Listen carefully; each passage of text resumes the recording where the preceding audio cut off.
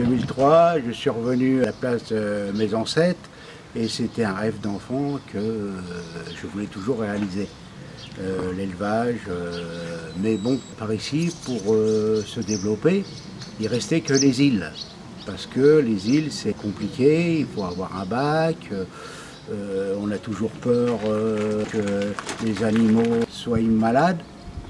Alors donc, ça intéresse plutôt des gens qui veulent bien faire un sacrifice. C'est pour ça qu'ils étaient à l'abandon. Et donc, mes ancêtres avaient des parcelles de terre. Et moi, j'ai décidé d'essayer de faire quelque chose, d'amener des animaux pour entretenir l'île, la nettoyer. C'est de l'herbe naturelle, on ne traite pas, on ne met pas d'engrais, on fauche pour essayer que ça reste quand même une île et qu'on puisse mettre toujours des bêtes dessus.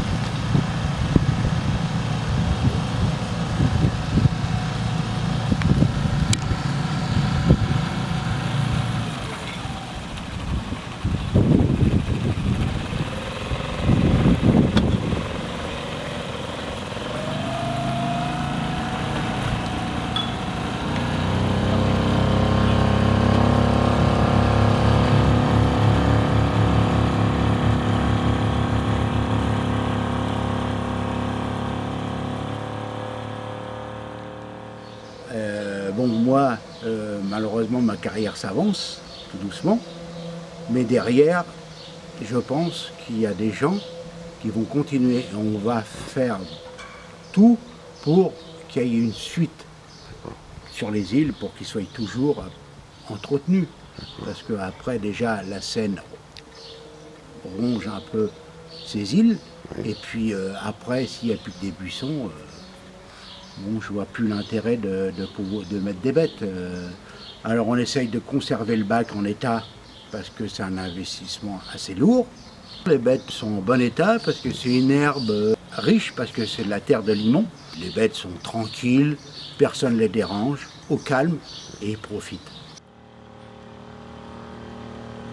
C'est des vaches allaitantes avec des vaches qui veulent l'hiver et que les veaux partent avec leur mère au printemps.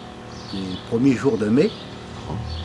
Sinon, habituellement, courant mars, fin mars, ils s'en vont sur les îles pâturées et on les ramène avant la montée des eaux, disons fin novembre. On a vu les laisser jusqu'à Noël. Une fois la semaine, je traverse avec ma barque, je vais les voir si tout le monde est là, s'il n'y a pas de problème de santé, qu'ils ont été piqués par un chardon, qu'ils ont un hématome, qu'ils ont été ouverts par une branche. Donc une fois la semaine, je vais les voir. Et puis, il faut les rentrer parce que les mères vont mettre bas, elles vont véler. Il y en a qui sont nés même sur l'île. C'est très bien passé en septembre. Maintenant, on recule un peu les vélages parce qu'on veut que ça soit vélé à la ferme. Si la saison est propice, on les emmène pâturer, fin mars, début avril. Mais là, c'est exceptionnel cette année, c'était début mai.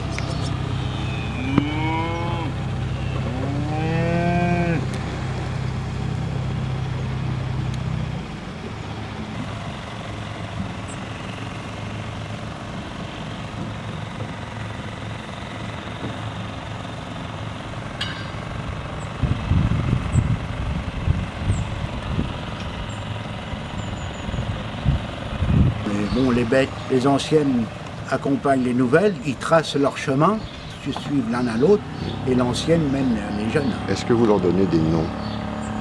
Ah, des noms, oui, ils ont tous des noms, mais bon, il y en a une qui s'est appelée Miracle, parce qu'on l'a sauvée. C'était une Salers limousine, et elle est née sur les îles. À cette époque-là, on les laissait presque tout le temps. Sa mère était âgée, les trayons étaient trop gros pour qu'elle puisse téter, et j'ai tombé en bon moment, Le veau, je voyais qu'il avait tendance à commencer à souffrir, donc on l'a ramené en espérant le sauver, mais on n'était pas sûr de le sauver. Et bon, on l'a sauvé, donc on l'a appelé Miracle. Voilà. Et c'est une bête qu'on pouvait l'emmener à la corde, on aurait pu aller dans le pays. C'était une bête qui était familier avec nous. Et donc, quand je l'appelle, elle me ramène le troupeau. Même s'ils sont sur l'île, au bout de l'île, j'ai qu'à les appeler. C'est elle qui ramène tout le monde. C'est un peu vos enfants. Voilà, voilà. Et puis, bon, tout au moins, les bêtes, pour moi, c'est une passion, c'est un rêve d'enfance. C'est pas une question de rapport, d'argent, c'est une question de plaisir. Plaisir. Voilà, d'abord, le plaisir d'abord. Oui. Hein, c'est un plaisir. C'est comme celui-là qui fait du sport, il fait du sport par plaisir. Moi, c'est mes animaux. C'est un plaisir de les voir en bonne santé, et puis voilà.